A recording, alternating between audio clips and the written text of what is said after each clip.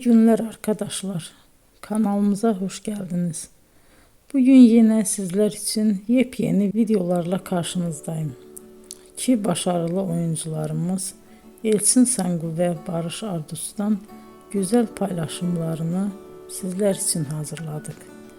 Elçin Sangu, Sevdim Alabora, Yalancı ve Mumları, Kiralık Aşk, İyi Günde Kötü Günde bu dizilerde rol almış ve herkes tarafından çok beğenilmiştir. Biz de Elçin Sangu ve Barış Ardus'tan en güzel sempatik fotolarını sizler için hazırladık. Bu karelerin devamını istiyorsanızsa emeğe saygı olarak kanalımıza abone olup yorum yazmayı unutmayın arkadaşlar. Teşekkür ederim.